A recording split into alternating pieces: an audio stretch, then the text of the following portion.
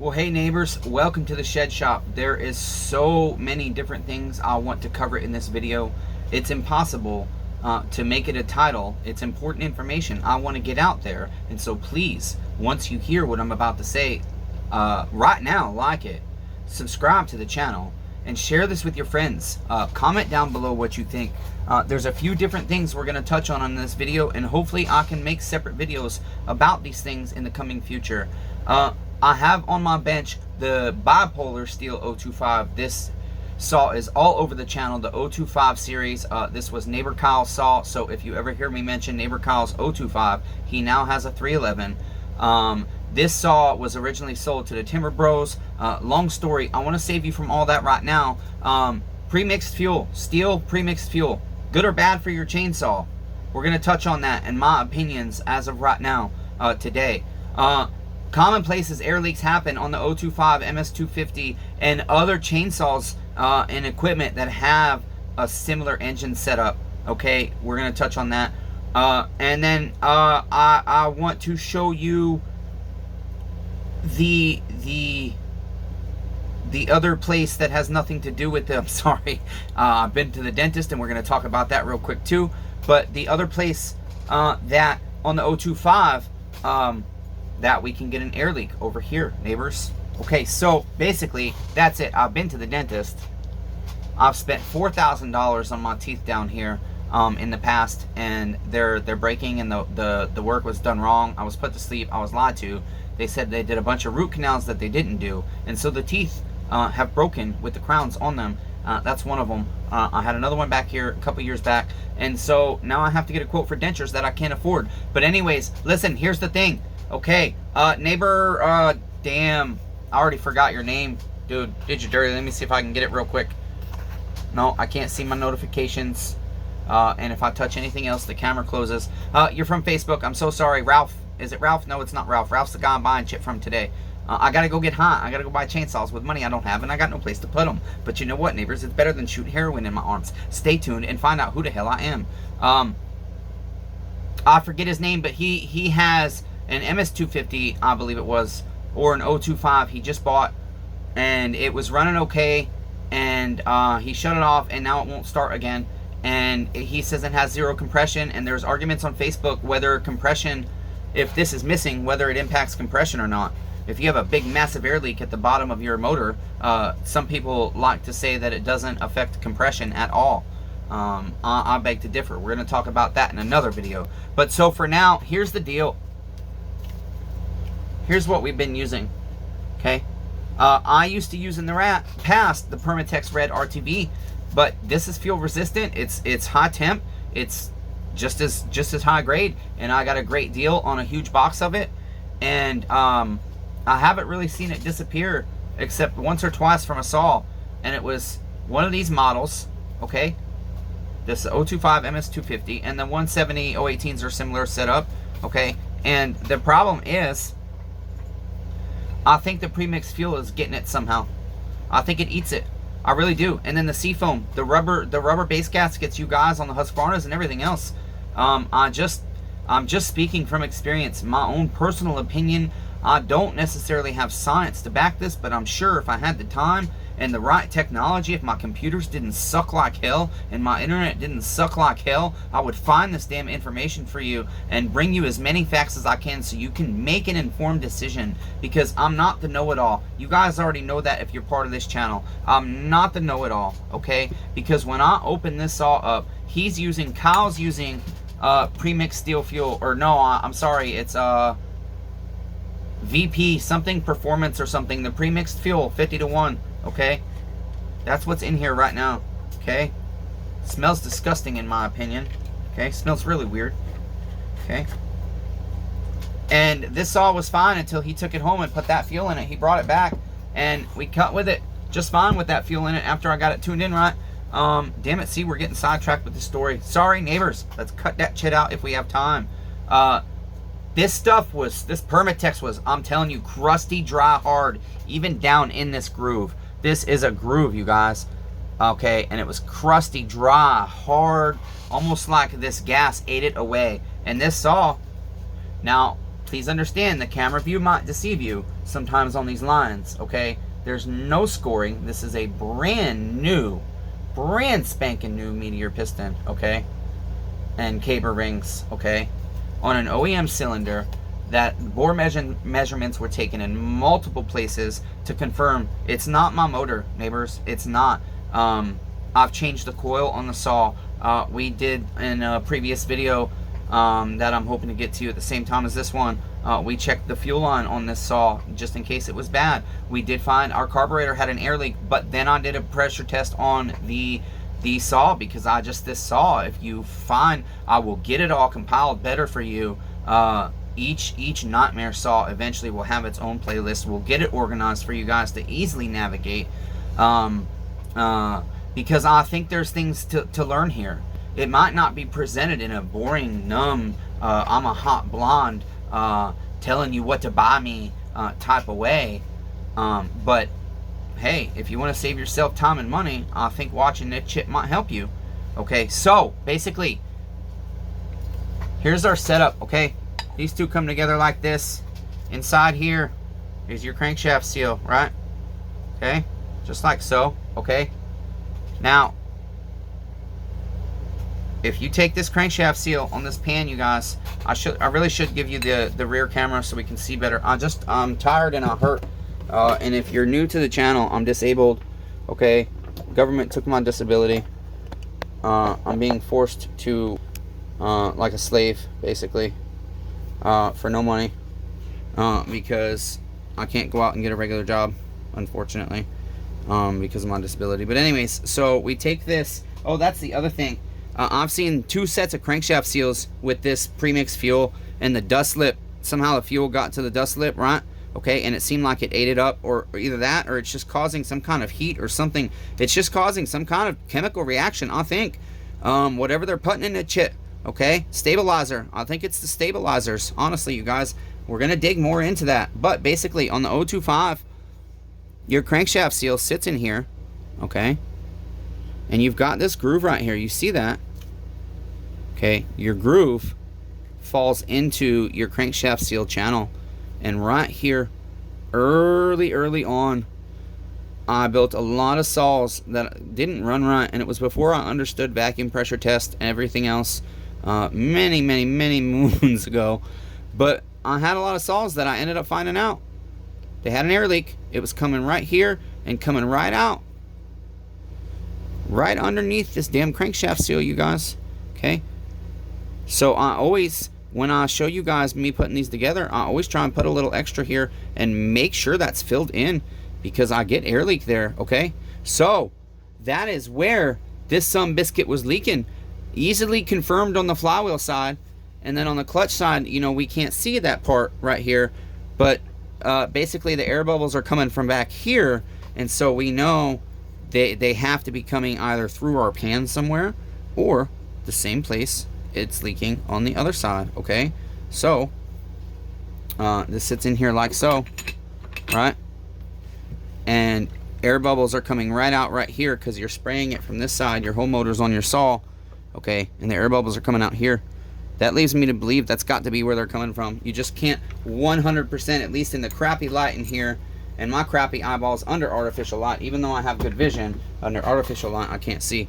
That is my theory where it's coming from. Okay, so now that is the other thing I have been thinking. I wonder, you guys tell me in the comments down below, do you think it also could be partially our gasket maker's fault? Now, if you know about the shed shop, the AC's not always been here, and in the winter time the heat was not always good enough to keep it warm out here because there was 0 insulation at that time, and all I had was a teeny tiny space heater. And so it could also be, do you guys think this stuff could have gone bad too? It might not be the fuel, but it might be a combination, because I've not had any issues with this Permatex on other saws thus far. Okay, and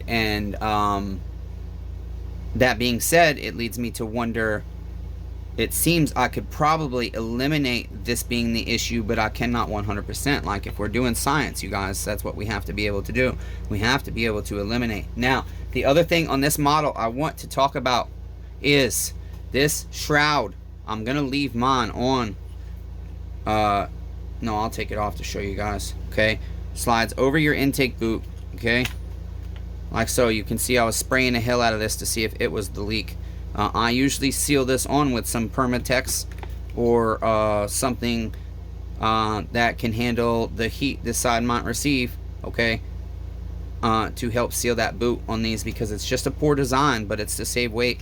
These get warped. Now it's meant to be oval like that, but these get loose. The heat, they get hot, and therefore unfortunately they don't sit tight enough on this to create a seal, and that is why I usually do that step.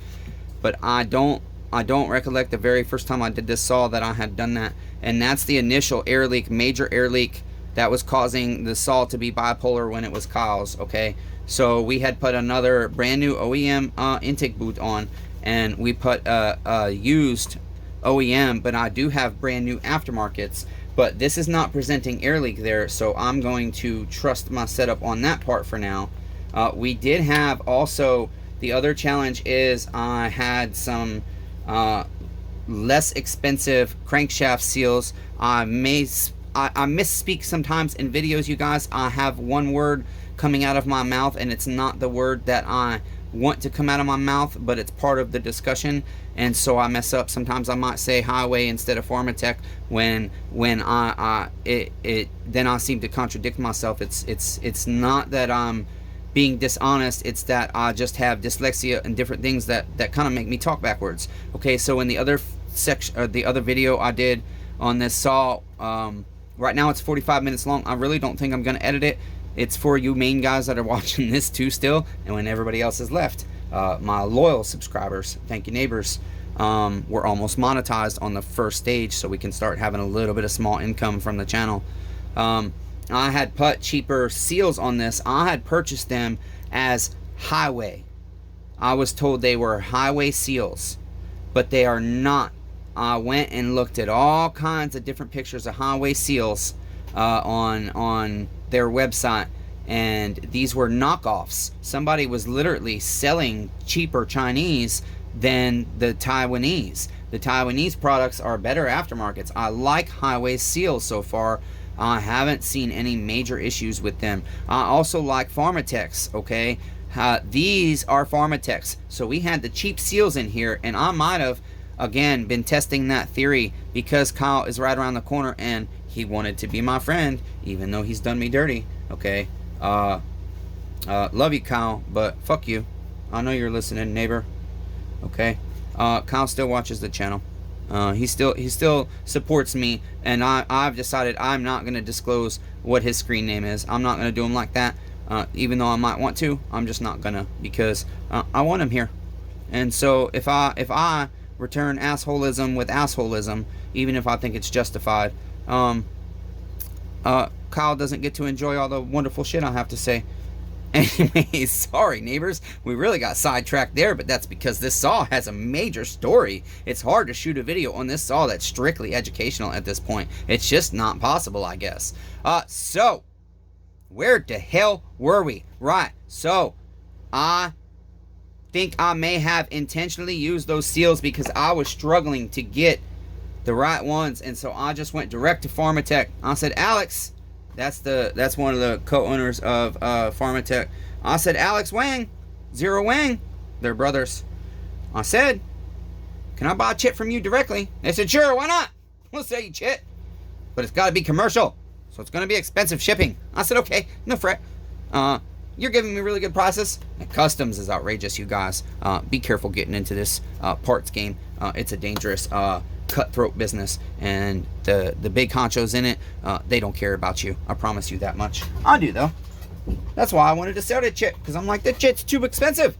I don't know what you're getting it for. You could still sell it cheaper. Damn, eBay and everybody else stopped doing us so dirty. Okay, so I'm just gonna put this motor together. That's really what I'm doing.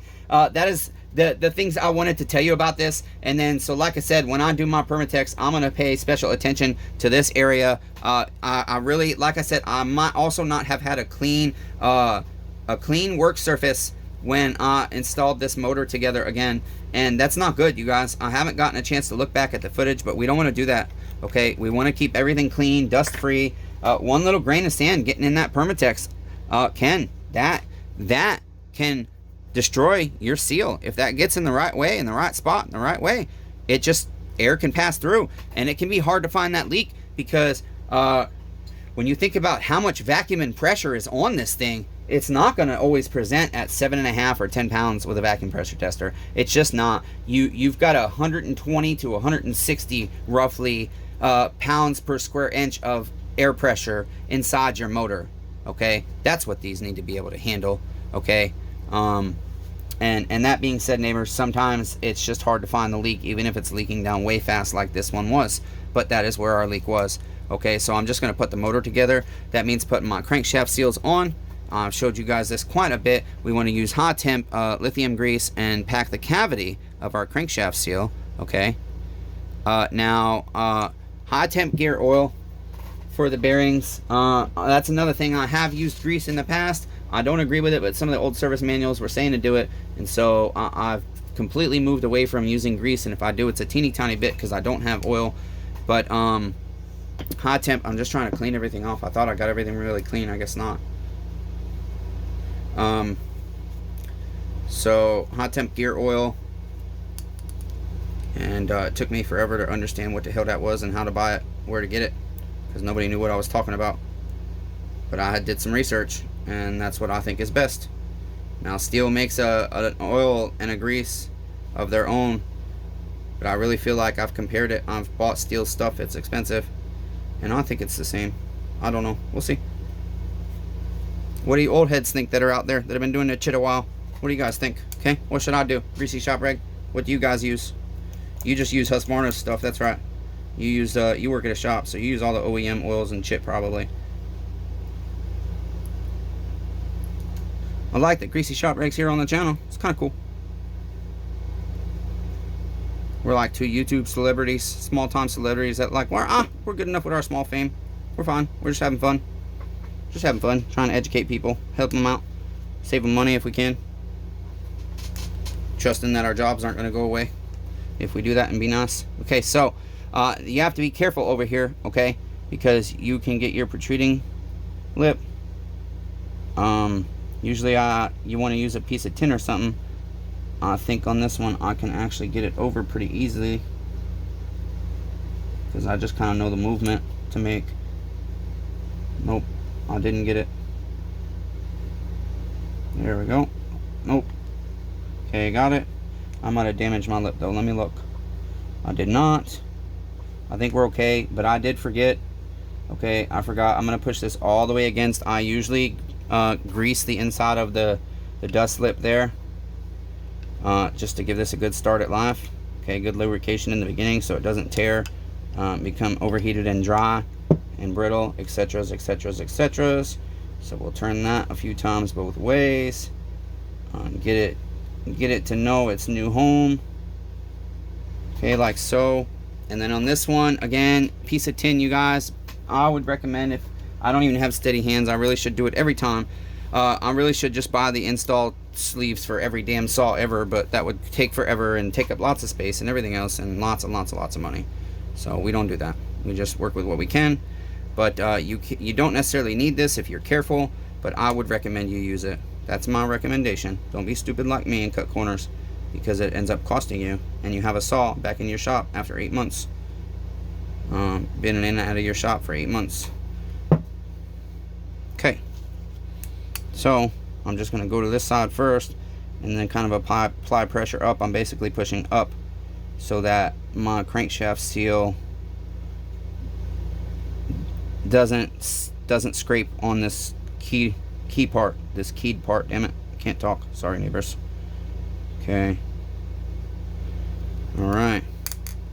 Get that nice and cleaned up there, and then just basically install our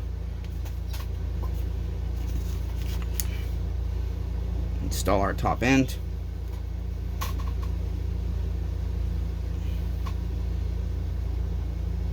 Make sure my rings are about where they need to be.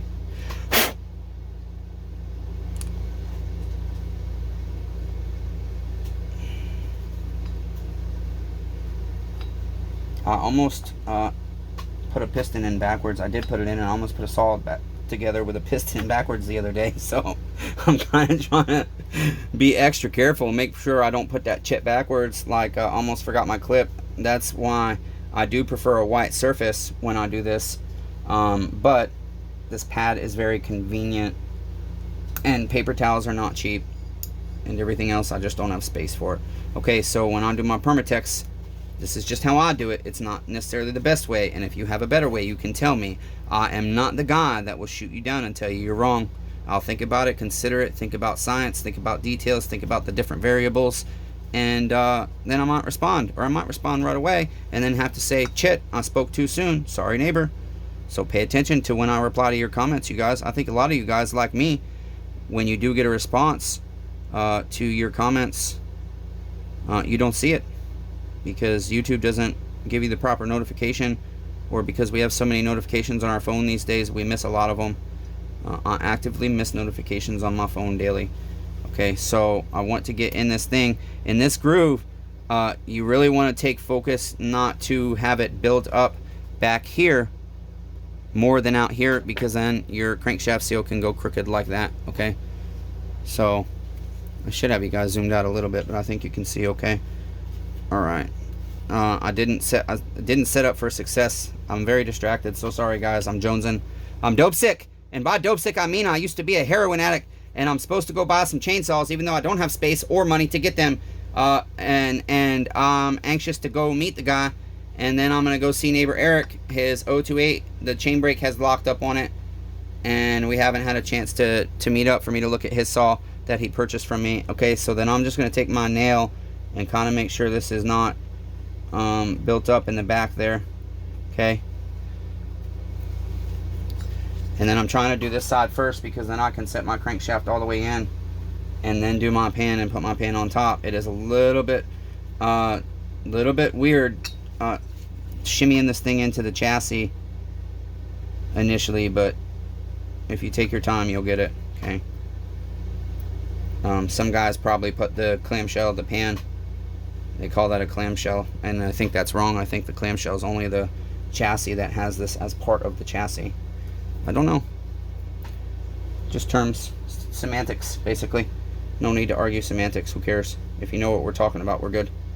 Okay, take my nail there, which is very hard for me to turn that way. Okay, now I can set this down in there, basically try and get my crankshaft seals a little bit further out than they need to be, because I can push them in, I can't pull them out. Okay, actually I need to, it's easier, I'm sorry, I do this to myself all the time too. I need to just go ahead and do the whole surface. I didn't do this the best way, you guys, I can promise you that, but as I said, sometimes I get a little distracted by other things in my mind. I thought I got this really cleaned. Damn.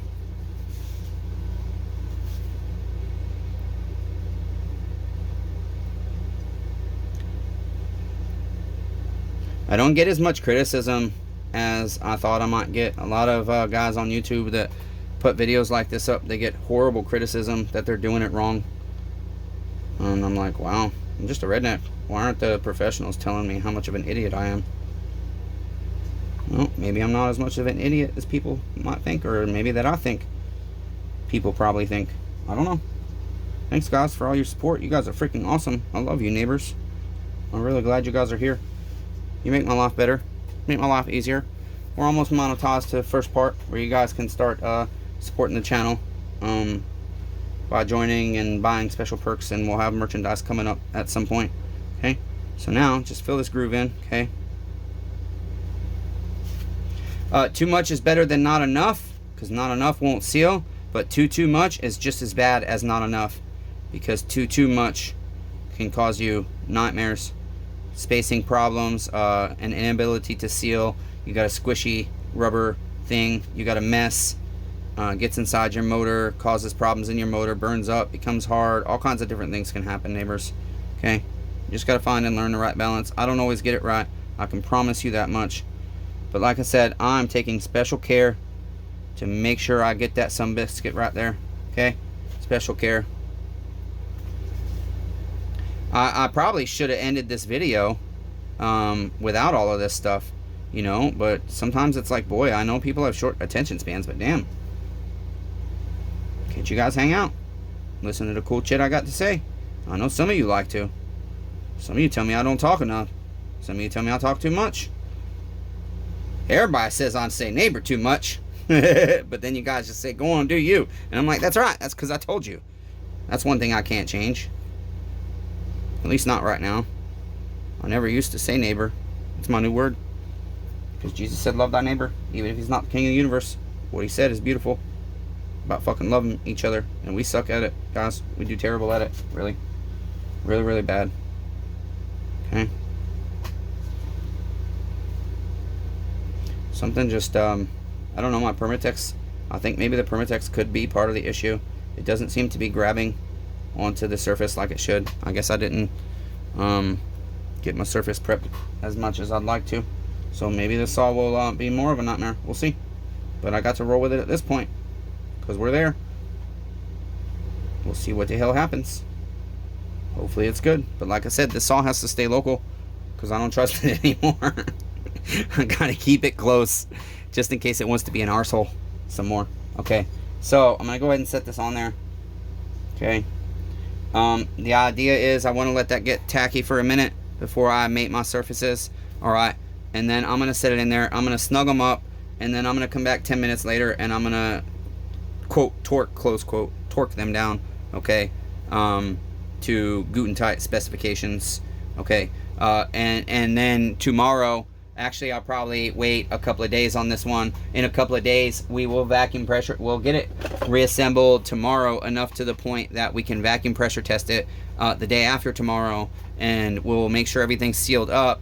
And then what we'll do from there is rebuild it, and I will ensure you that at least some part of the is it redeemed, will it be redeemed, I will get some kind of footage for you guys in whatever way I can, even if it's only 90 seconds of me starting a saw.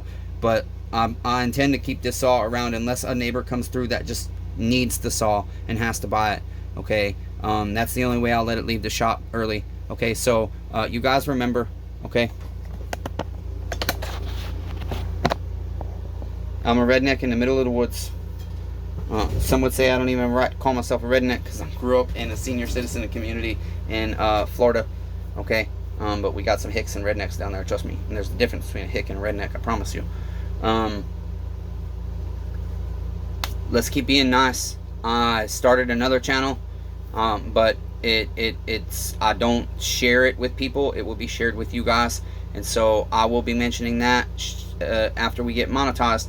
I will start giving you guys a link to go to that second channel, and that way we can kind of separate a little bit. I'm gonna keep it all together because I'm gonna do me, whether YouTube pays me or not. I don't care.